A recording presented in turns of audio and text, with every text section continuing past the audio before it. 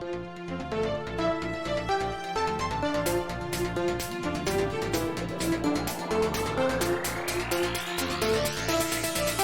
right, what's up, everyone? Welcome into DodgerHeads, presented by DodgerBlue.com. My name is Jeff. I'm joined by Daniel, as always, and we've got a fun one tonight, a loaded show.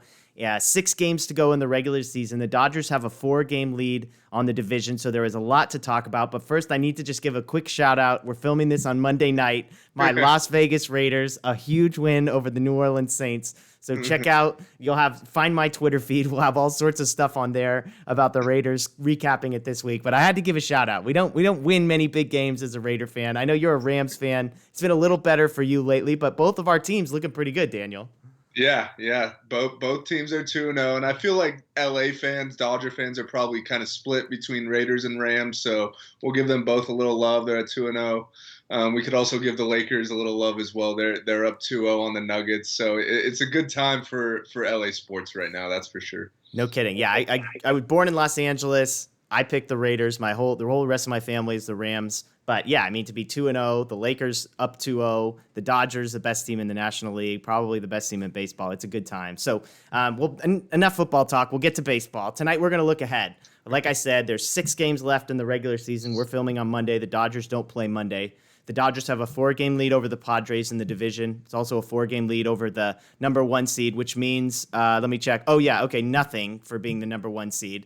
But we're going to look ahead to the playoffs and sort through some of, I think, you and I, Twitter, the biggest questions that Dave Roberts, Andrew Friedman are trying to figure out. And the 3 big ones are, how does the rotation shake out? What does the closer situation look like? And what should the lineup look like? We'll kind of close it out. We'll look at some of the potential matchups the Dodgers could be facing in the playoffs, looking at some of those 6, 7, 8 ranked teams in the National League, as well as 9 and 10 as well. And then if we've got time, we've got some quick hitters, Cody Bellinger, Mookie Betts, stuff like that. But let's dive right into what I think has been probably the most fascinating conversation, and one you and I have had multiple times throughout the season, which is the Dodger rotation.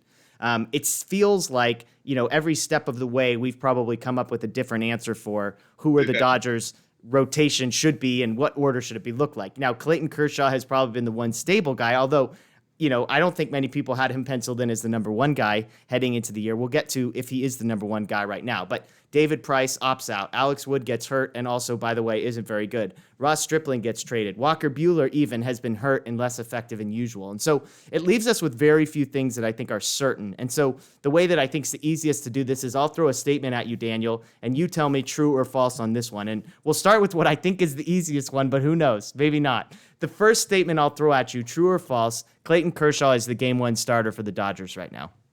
I'm going true on that. Also, do you agree first? Yes, 100%. Yeah, the reason for that is just because obviously the health concerns with Buehler. He's been dealing with that blister. He's been thrown in simulated games. We'll get to see him in one more regular season game, but I just feel like Kershaw is kind of on a roll right now. He's been throwing the ball really well. He's taken the ball every 5th day this season. He's been healthy the whole time. So I like him getting the ball in Game 1. And also part of that is because in this year's playoffs with no off days in the middle of series, it doesn't really matter who throws what game as much, just because even if you have a guy throw a Game 1, especially in the wild card, it's only 3 games. So each guy's only getting 1 game. And then unless you're thinking about bringing back Kershaw on short rest in the NLDS, then it doesn't matter which game he pitches. If you want to bring him on short rest, which he has done in the past, then he would have to be the Game 1 guy. Yeah. But it doesn't matter too much to me. But just because of the way he's been throwing the ball lately, that's why I would go Kershaw. Yeah, just a small clarification. He did start the year injured. He missed his first start, but as you said, ever since then, I think Urias is the only guy who hasn't missed a start, and we'll get to him in a little bit later. But I think for Kershaw, it's pretty obvious. Among Dodger pitchers, he's got the most wins above replacement. He's got a 2.15 ERA, which is 8th best in the league. His FIP is 2.94, which is the best that he has put up since 2016. And that's kind of the key. It's a guy that seemed to turn back time a few years. His velocity is up. His strikeouts are up as high as 2017. His walks are the lowest. Walk rate is the lowest since 2016. He's fresh. He's in form.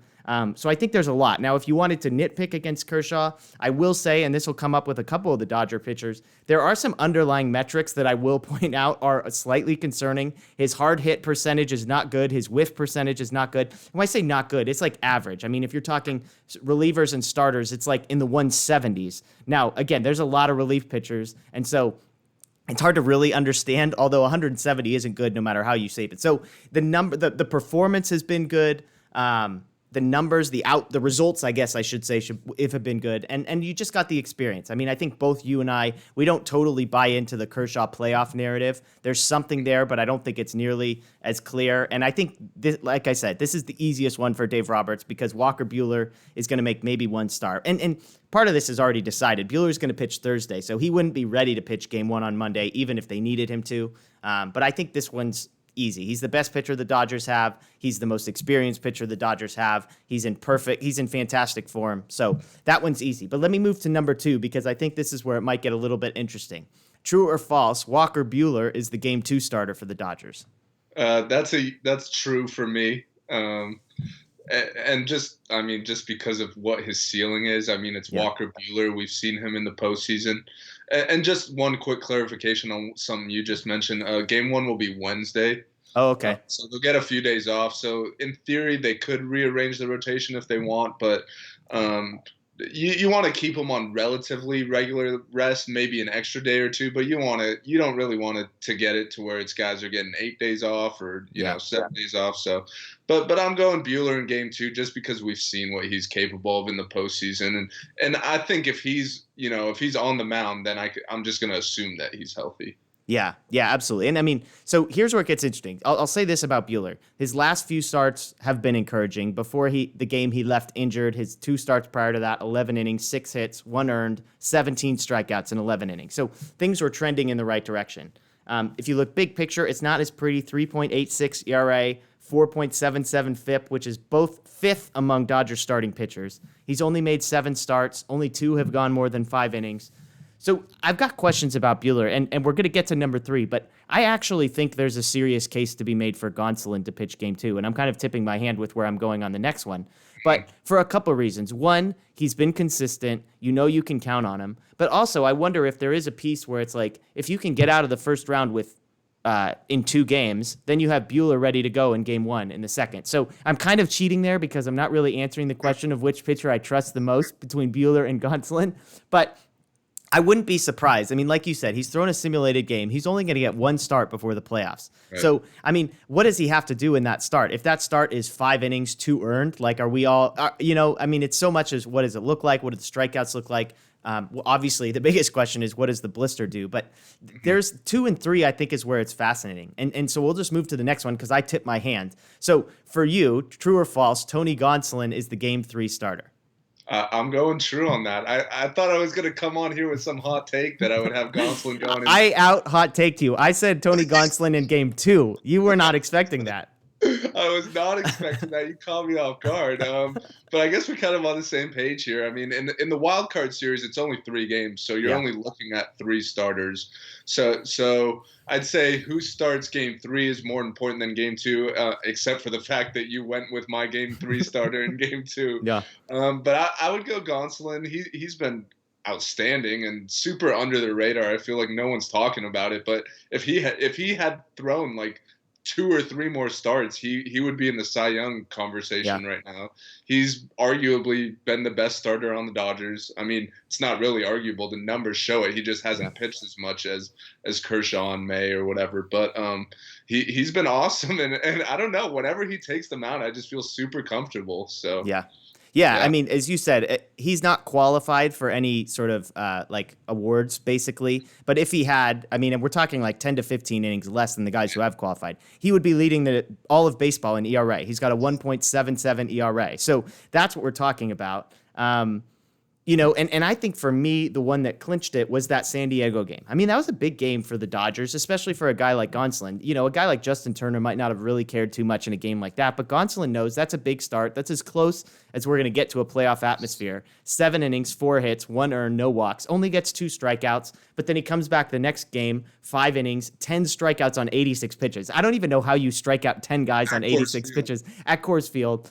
He doesn't walk a ton of guys, so I do think there's a lot to like with Gonsolin. Again, I think he kind of gets forgotten because of May being the hotter prospect name. But he's been really good, and he throws hard, 96, 97. He's kind of in the same boat as Kershaw. I will say the hard hit percentage, the whiff percentage are not super kind to Gonsolin. But I think at the end of the day, right now, if we're just looking at like who do I trust the most, and you asked me to choose today, I think I would choose Gonsolin. Now, the funny part is you and I are in agreement with, we did a poll, Dodger Blue did a poll, 47% said Gonsolin, although 46.4 said May. The rest of them said Urias. So we're in agreement with 47% of the people that are voting on Twitter, which includes me, probably includes you. So maybe we're in agreement with just about the same number of people. But I do think it's interesting. Now, let me throw one thing at you here. Let's say they go Kershaw and let's say they go Buehler. The Dodgers have gone to the bullpen game a couple times of late and been really successful.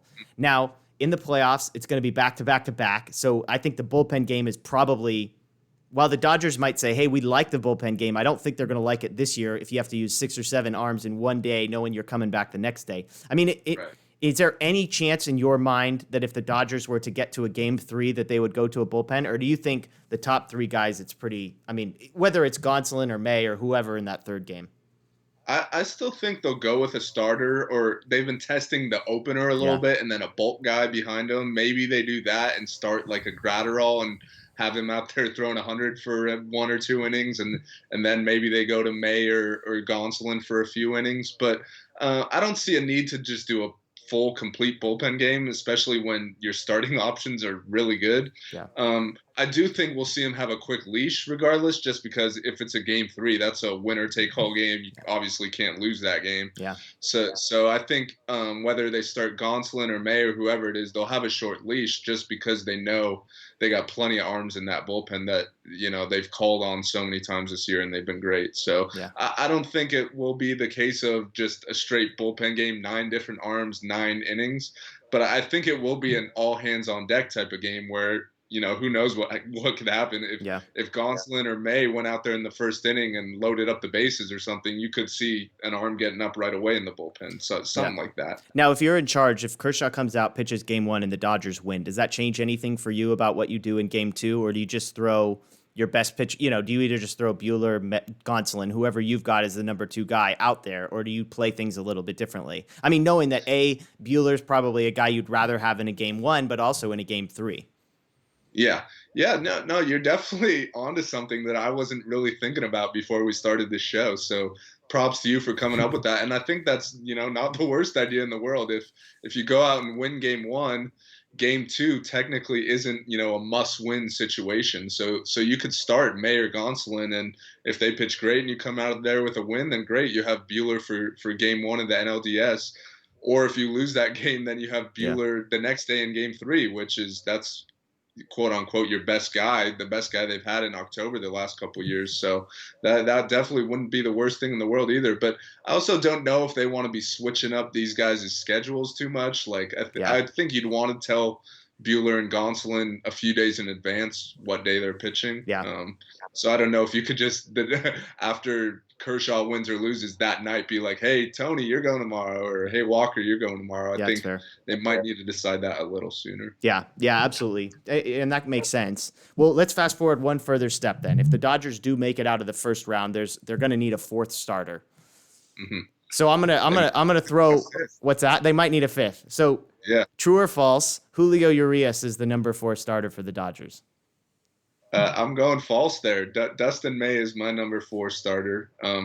He's been better than Julio this season, and more importantly, he's been more consistent. I feel like Julio at his best is really good, but sometimes you just never know what you're going to get with him, and particularly in the first inning, he's really struggled in the first inning this year. And in a playoff game, you don't really have the luxury of letting him settle in and seeing if he could figure it out or if it's just not his night. Like you do have that luxury in the regular season. So just for that reason, for the inconsistency, I would go with Dustin May. Well, and I mean, so I've got Urias as the fourth, and I know that's probably a hot take to some degree, but I'm not trying to be. I mean, here's the case for Urias. As we said, he's the only guy who's made every start. He's got 10 starts under his belt. I think some of the numbers, as you pointed out, are actually better for May. You know, if you just look at at the ERA, for example, May's got a 2.68. Urias is at 3.49.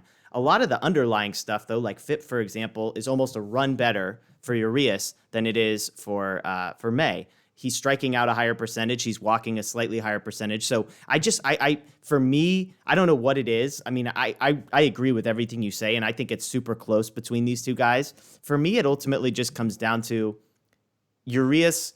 I guess I'll put it this way. I think I like May more out of the bullpen. So to your point, if the Dodgers look and they say, you know, if we're playing every day and the Dodgers do need a fifth starter, then all five of these guys are going to go. For me, it's like if you have to pick four, I think I would rather have Urias be the guy who's on the starting in the starting rotation, and May would be the guy I'd have coming out of the bullpen, just because it feels like he's a little bit nastier. His velocity will play up a little bit, and Urias has often been in the pen in the postseason, but I wonder if some of that has to do with the Dodgers just needing a left-handed arm, which isn't something that they'll need in the postseason this year.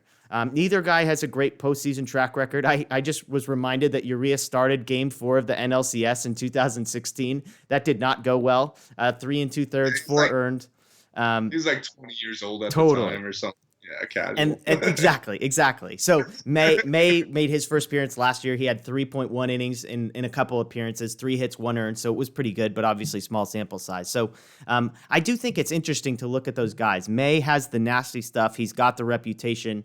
And yet there's something where it's like it's almost beauty's in the eye of the beholder with both of these guys. You can look at one guy's numbers or the other guy's numbers and kind of see what you want. I mean, Dustin May's strikeout rate is the one that blows my mind. Like, it's just not nearly as high as it feels like it should be. But I think ultimately at the end of the day, for me, I could go either guy. I'd probably lean Urias for all the reasons I mentioned, but I don't think May is an unworthy fourth guy there for sure. Right. And I think this would have been a really interesting conversation had they not switched up and gotten rid of the off days. Yeah. Because in a normal postseason, in a normal like NLDS, you only need 4 starters because of the off days, and it allows, you know, that extra day or two of rest, and then your Game 1 starter can come back in Game 5 or even Game 4 or whatever the case may be.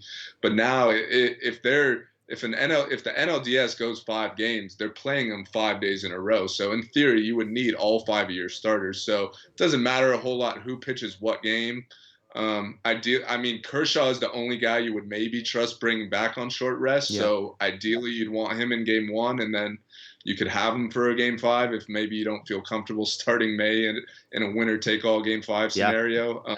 But other than that, you got a plan to start all your guys. So this conversation would have been really interesting had it been a normal year. Because just to clarify, so the wild card round is 3 consecutive days, and then the NLDS would start the very next day. So theoretically, I think they might have an off day in between series.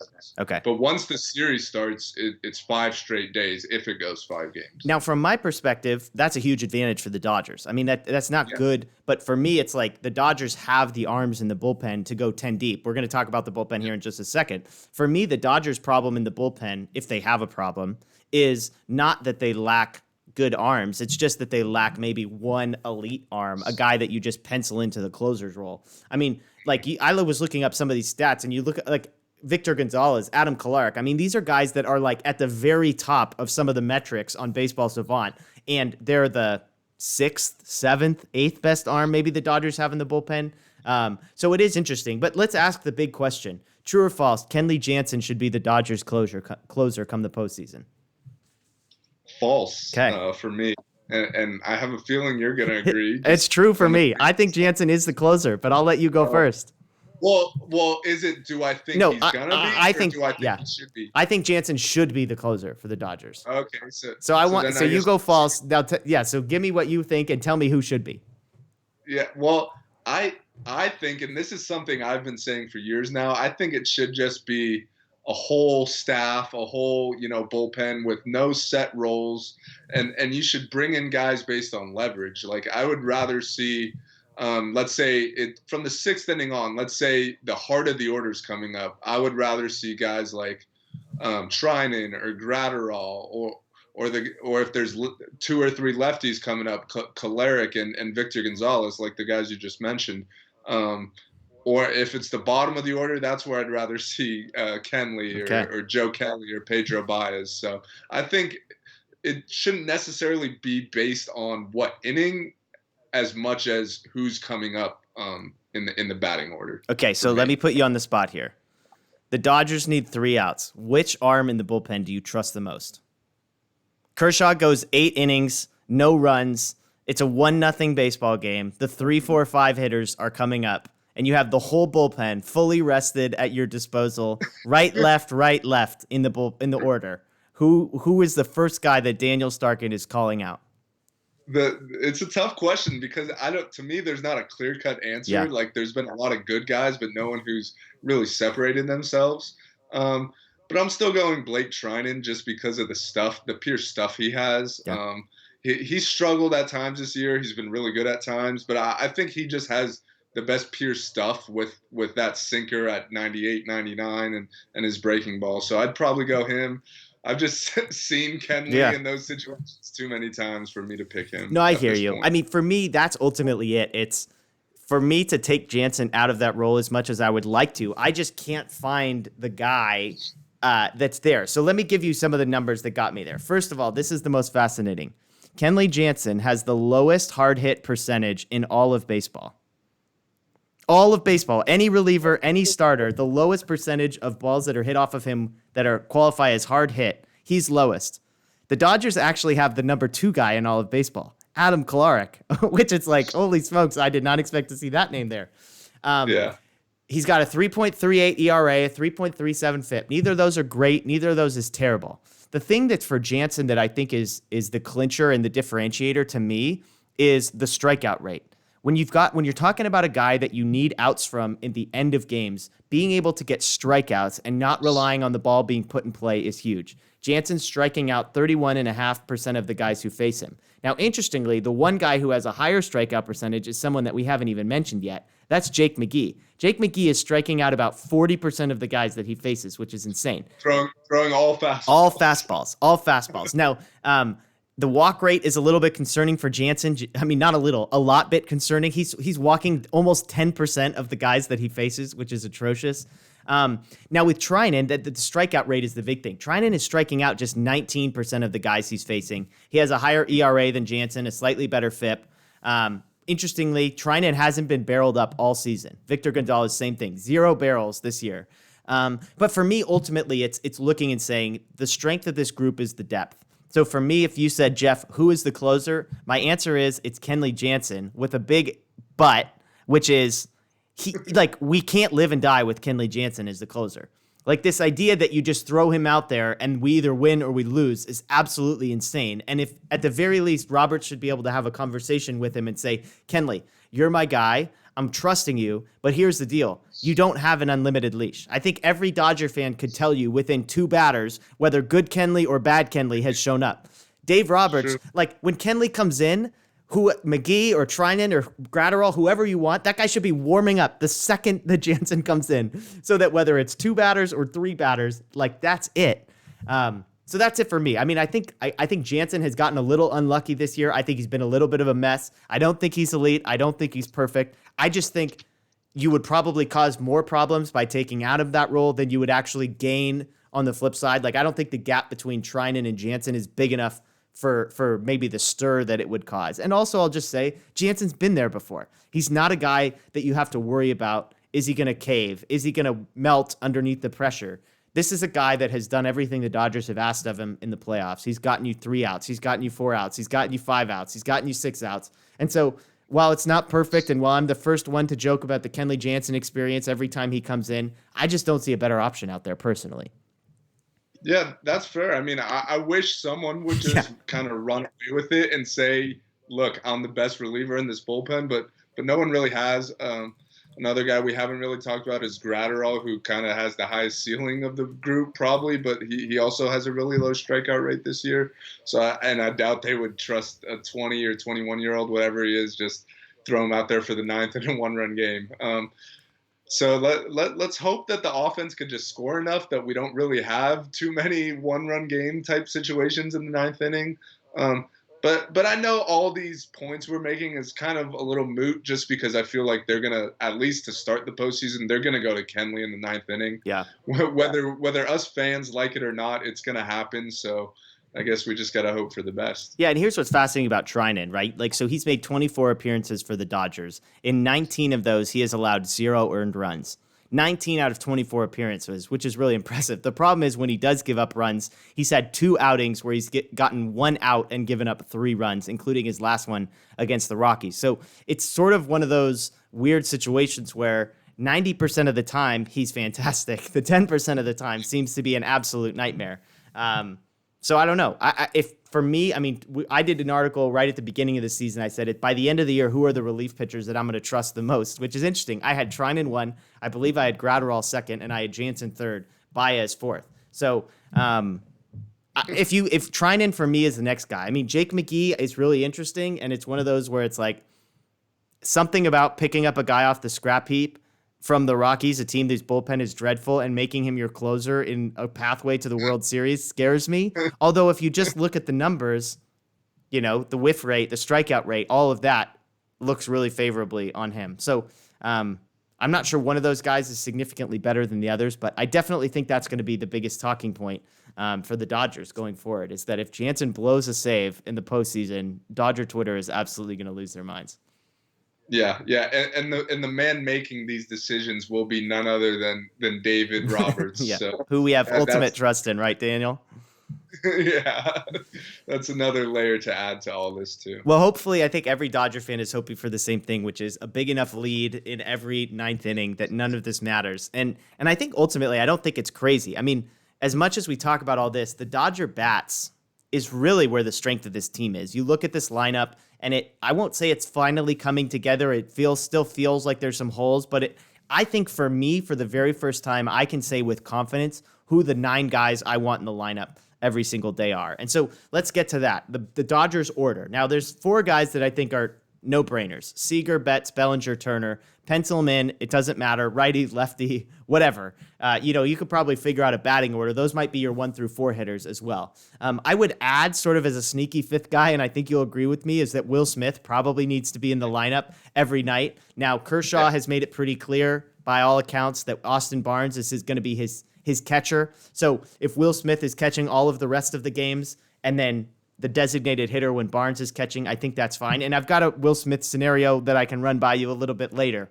But let's fill out the rest of our lineup, okay? And I know some of these guys are a little interchangeable, and so this might be different for you than it is for me, but I'll just make a statement about what I believe, and you tell me agree or disagree. My first statement is this: AJ Pollock should be playing left field every single day for the Dodgers in the postseason. Agree or disagree?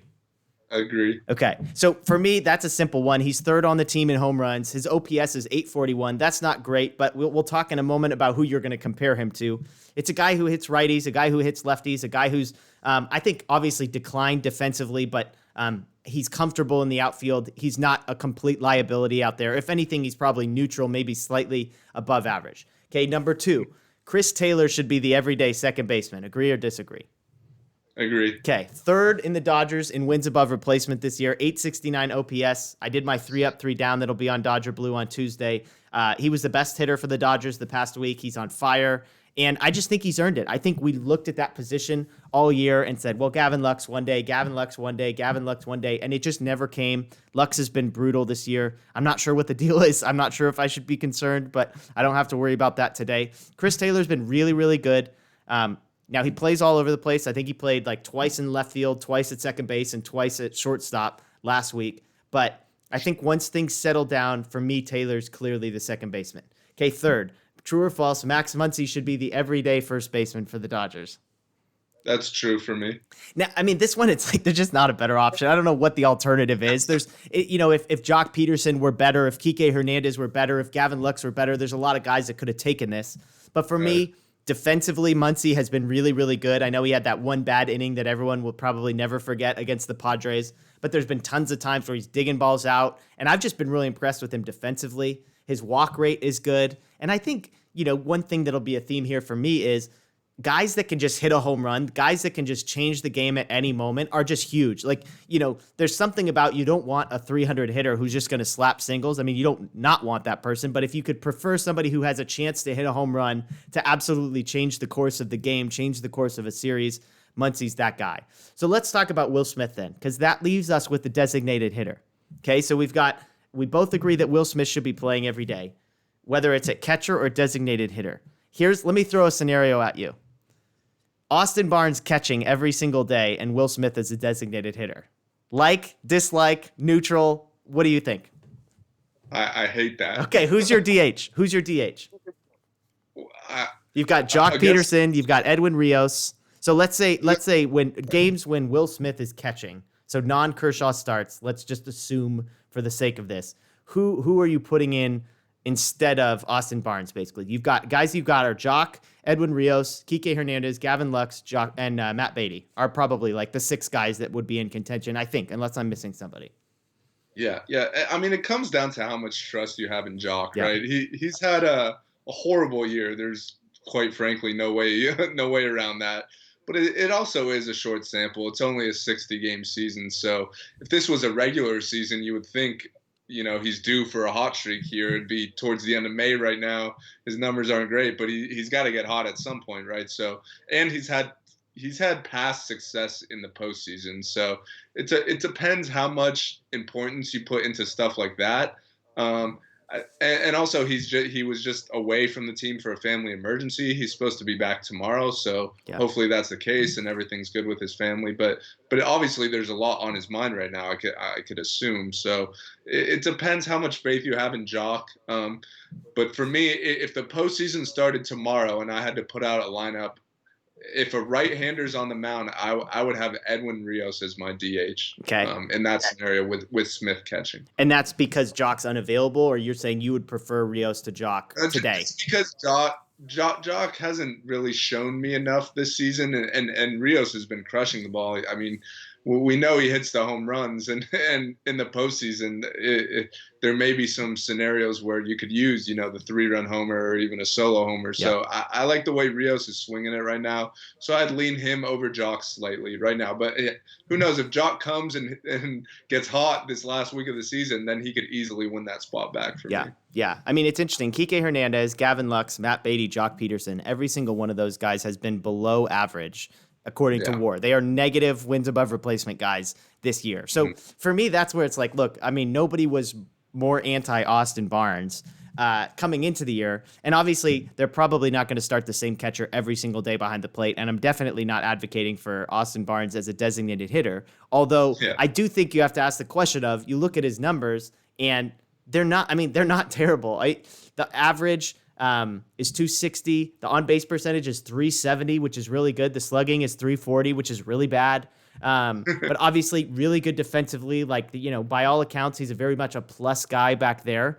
And then the flip side is Jock has been bad. Even Rios, I love Rios. I mean, a 224 batting average, a 284 on-base percentage.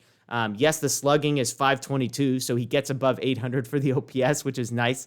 And the same thing I said about Muncy. I mean, it's almost like you could argue that Rios versus Muncy should probably be a conversation that we're having, if not for the gap in experience. But I think the argument against Austin Barnes and for either Jock and Rios is exactly what we've been talking about. It's the home run ball. I'll say this for Jock. The moment is never going to be too big for Jock Peterson. Jock Peterson does not lack confidence. There's not going to be, game 3 of the wild card series with 2 outs in the 9th. Jock Peterson's not going to be afraid. He wants to be up there. Now, he might be swinging for a home run at all the time.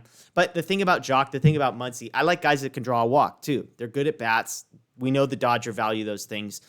Rios has been better in that regard. He still does strike out a ton, which a lot of these guys do, but can you put in good at bats? So it'll be interesting for me. I would not be surprised to see Austin Barnes catching more games than just Kershaw and Will Smith being the designated hitter, maybe against lefties.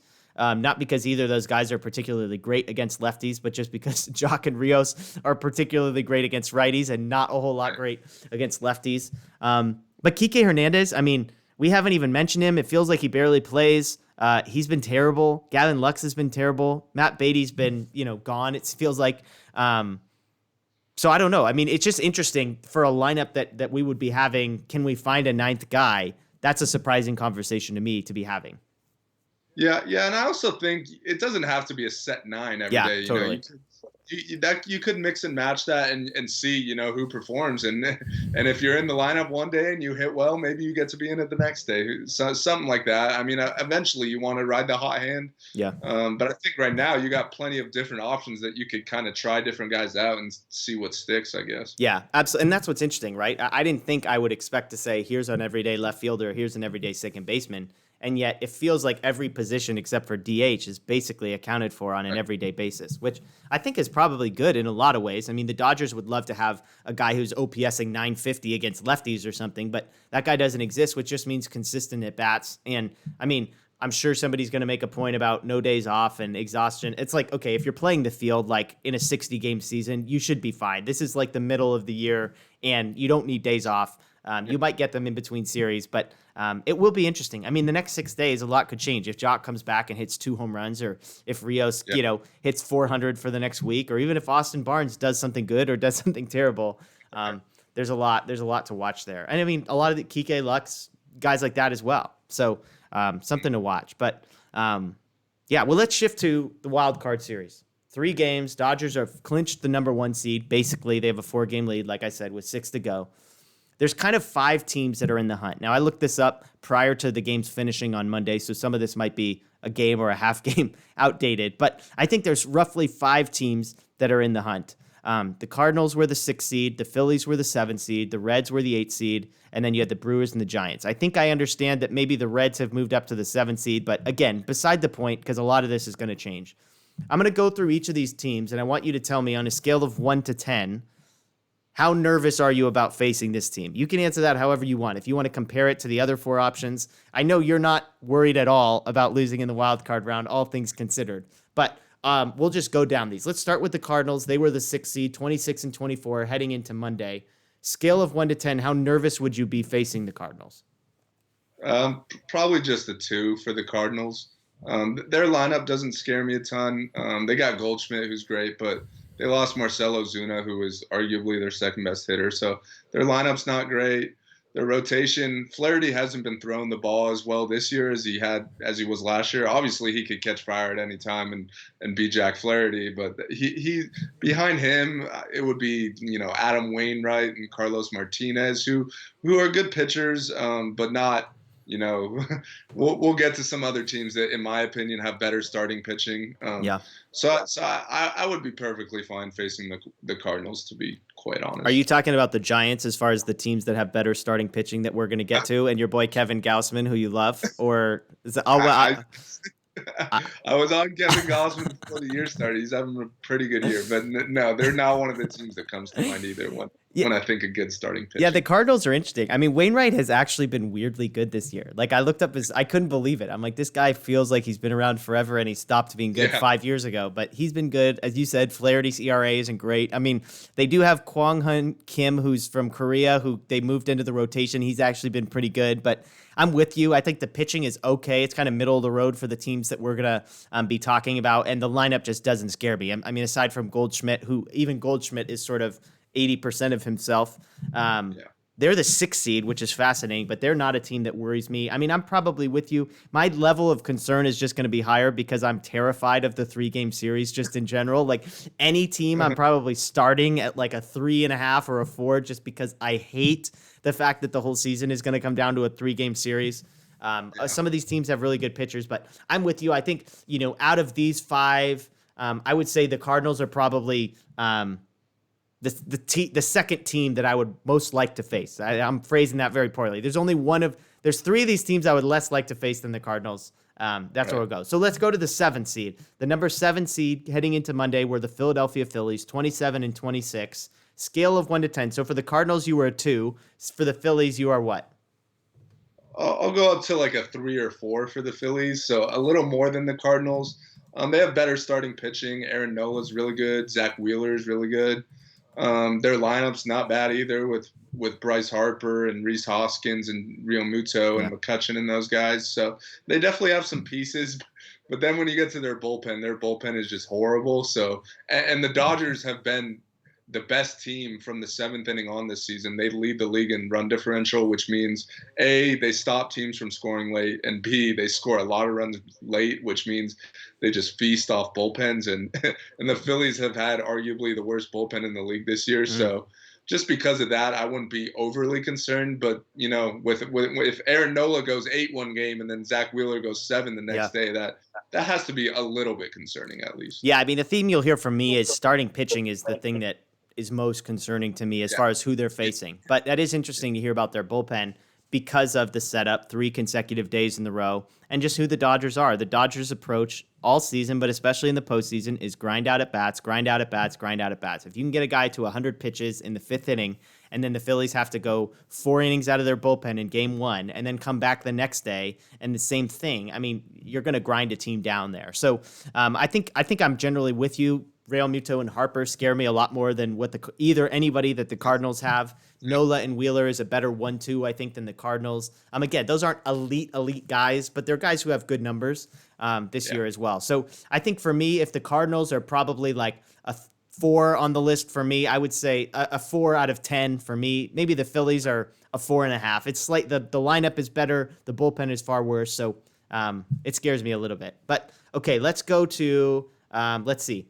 The number 8 seed heading into Monday, the Cincinnati Reds. Scale of 1 to 10, you have to face the Cincinnati Reds in a 3-game series. What's your fear level? Yeah, I'll go up to a 6 with the Reds, and that's as high as I'll go. They're the team that I would most not want to face, just for the reasons we've laid out. They have the best starting pitchers of the bunch. Trevor Bauer could win a Cy Young this year. Luis Castillo is filthy. He's got one of the best changeups in the game.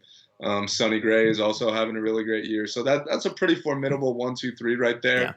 Their lineup, they have a few guys, but it doesn't concern me too much. Their bullpen, I'd say, is probably middle of the road, if I had to guess.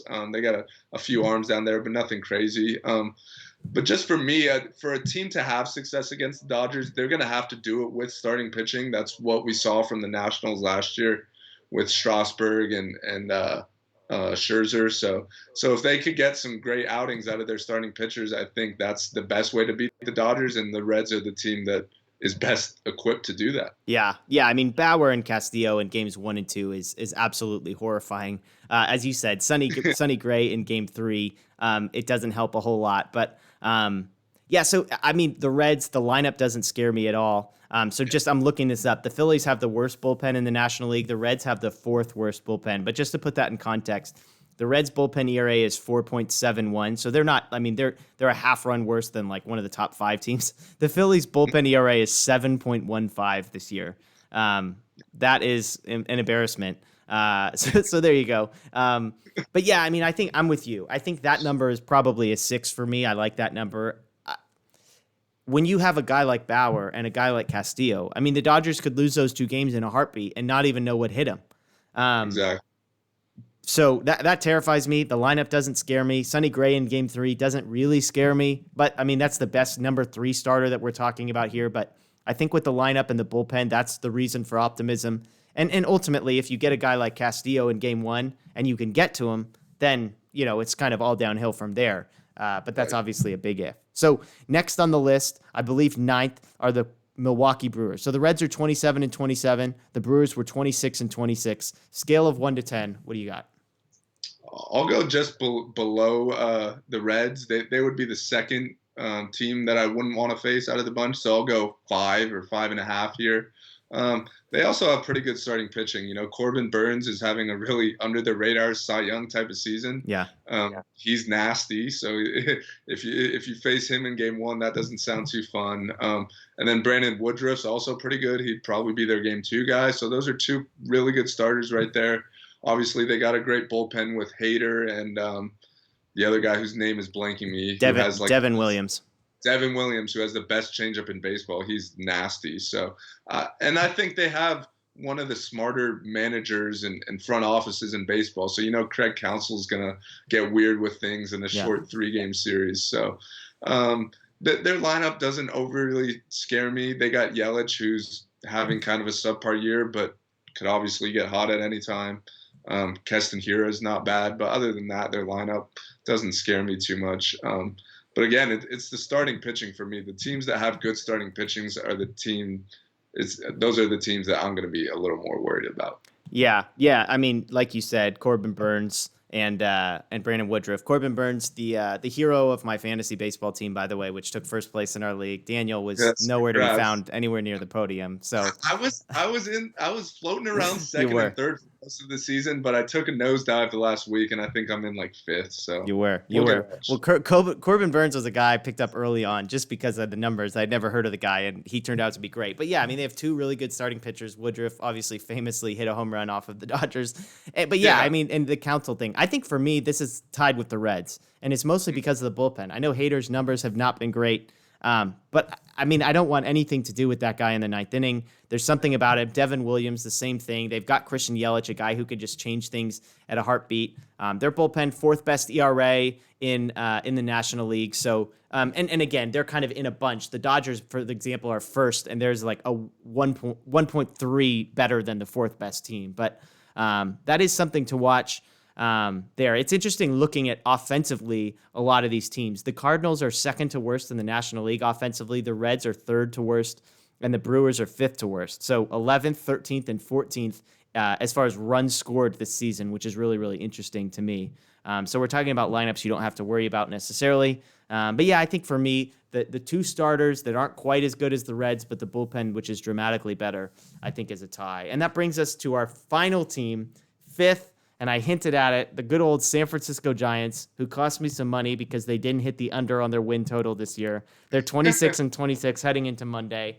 We know the deal there. Interesting because, of course, this is the only team the Dodgers have played so far this year. Normally, you would be able to say, well, what did the Dodgers do against the Reds? I went and looked it up, and I was like, that's right. They just played NL West teams and AL West teams. So the Giants, they have played. The Dodgers are 6-4 on the season. They have an unbelievable, no, they don't actually have an unbelievable anything. But somehow they're scoring all these runs and winning all these games. Scale of 1 to 10, your fear level with the Giants is what? I'll go back down to a 2 here. I get why some people are afraid of the Giants. Like, weird things always seem to happen when the Yes. Dodgers play the Giants. Like, they might not hit the ball out of the infield, but they'll find a way to score 3 or 4 runs, and the Dodgers will hit line drives, 10 of them right at guys. And so I get that weird things happen against the Giants, but they don't scare me a whole lot in a playoff series. We've seen the Dodgers lock it in a playoff series, and they just are so much more talented than the Giants. Like, frankly, I don't know how the Giants are even in the postseason race. So I guess credit to them, credit to Farhan and Gabe Kapler and them. For putting a team that's in contention with a week to go. But if we get the Giants in the first round, I'll be jumping for joy, because compared to some of the other options, that's clearly an easier matchup as far as I'm concerned. Yeah, and of course, the joke is in contention is currently 10th place in a 15-team National League. So it's very much a clarifier. But it is interesting. Yeah. I mean, looking at team stats, the Giants third in the National League in batting average, fifth in runs. Their bullpen is sixth in the league. So there is something there. But yeah, I mean, when it comes to starting pitching, the Dodgers will have seen all of these guys, Cueto, Gausman, whoever they want to throw out there. Yes, some of them have fared all right against the Dodgers, but the fact that they've seen them, I think, is an advantage way more for the Dodgers than it is for the Giants. There's a lot of bats that have put up good numbers, Wilmer Flores, guys like that I just am not worried about come postseason time. So, yeah, I think for me, they are the team I'm least worried about. They are last on this list. It's probably like a 2 for me as well. But, yeah, I mean, there's something about the Giants where things like it's like opening day where it's just like nothing is ever easy. Like you look at it on paper and you're like, we should slaughter this team. And yet it is never easy with the Giants. So there would be part of me that would be worried. And yet part of me that says, we know this team. We've beaten this team. We can handle it. Yeah. Yeah, no, I agree. I still don't think they're going to get in. No. I feel like normalcy has to resume at some point, and the Giants will lose and not make the playoffs. But hey, if they're going to work their way in and become that 8 seed, I would not be mad about it, considering, we might have to face Bauer and Castillo and Sonny Gray. Yeah, and obviously Dodger fans could be rooting for somehow for, the Reds or some of these teams that are a little bit more fearsome. I don't know how big the gap is between like 7th and 5th right now, but if one of those teams could get up and possibly have to play the Padres and make things interesting for them, it wouldn't be the worst thing. Although I guess the flip side of that is then you'd still have to play one of those two teams. So maybe you want the Reds and the Brewers. Maybe you want them in the 6-7 to where you wouldn't see them until in the championship series. So those are some of the teams. Again, there's 6 games, 7 games if you count Mondays, which I was not including. So there is some time left, but not a ton. So that's a watch. Well, let me just throw out a couple other storylines. Kind of, I know we're getting up on it almost to an hour here. So a couple more storylines that I think are interesting from a Dodger perspective. Cody Bellinger, the numbers are trending in the right direction. The batting average is up to 230. It's not perfect. The stance looks better. I'm not an expert on batting stances, but it just feels like things are heading in the right direction. Do you think he's figured this thing out? Do you think this is something sustainable, or is this just one of those blips on the radar like we've seen a couple times this year?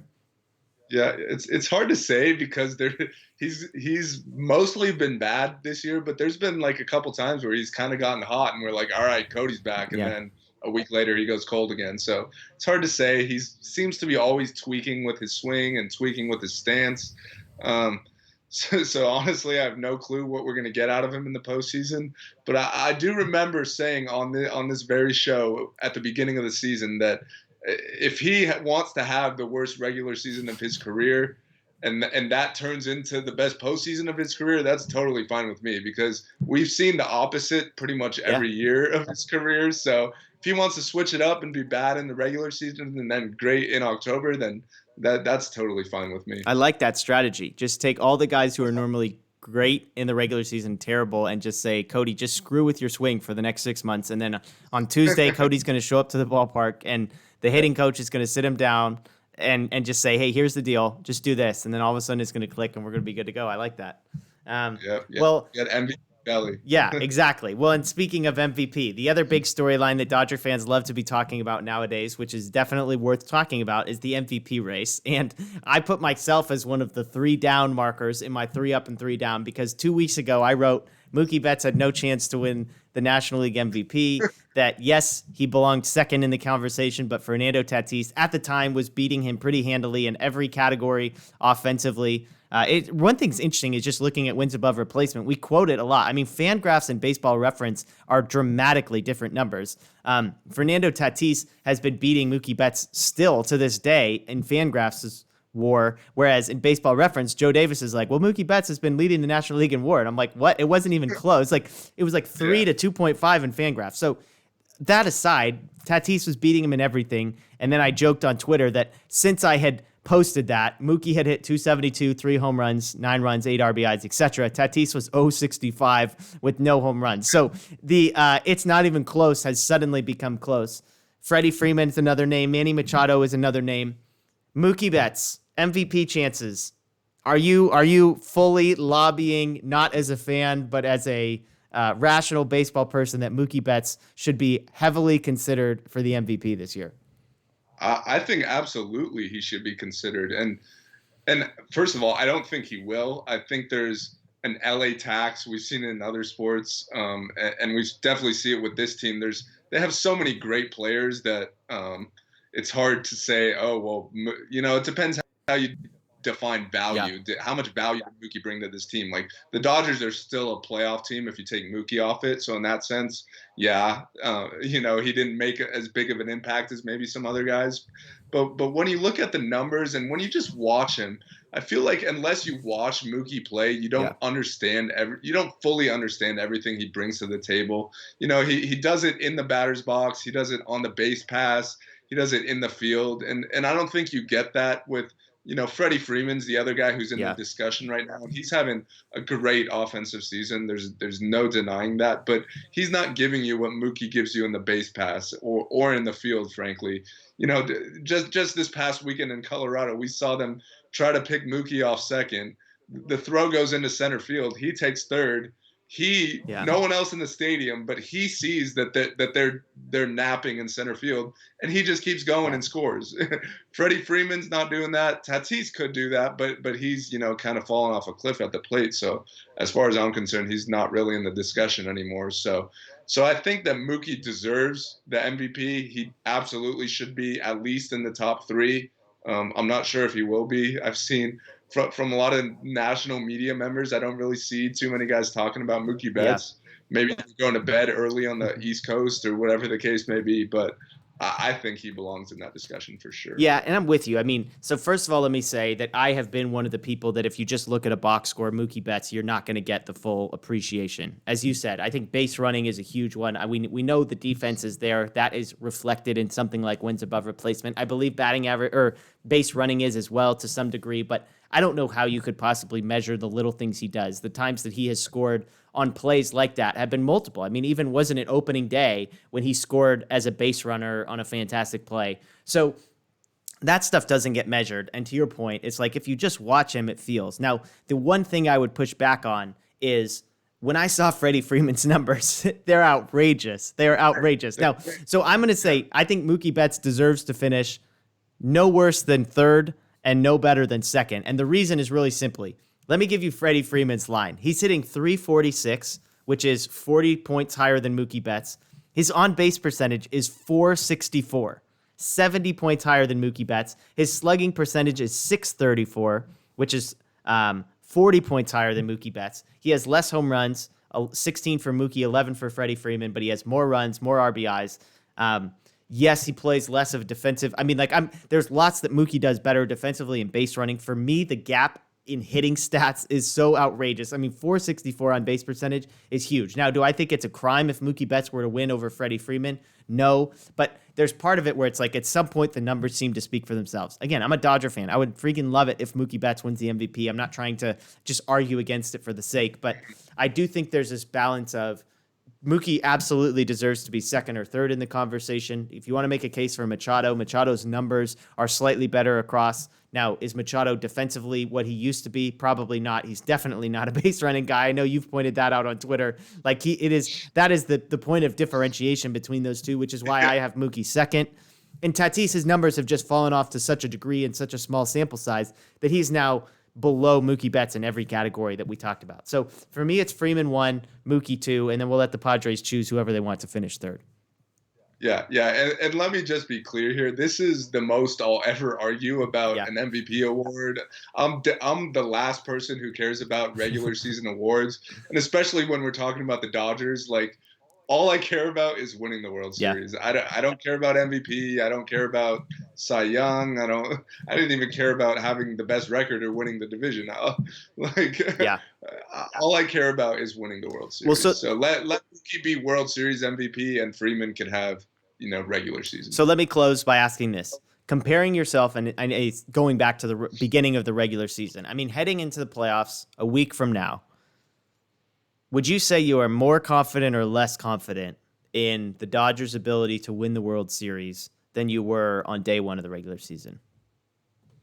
I'd say more, which is kind of surprising, I'd say, just because there's a lot of guys whose numbers aren't on par with what I thought they'd be.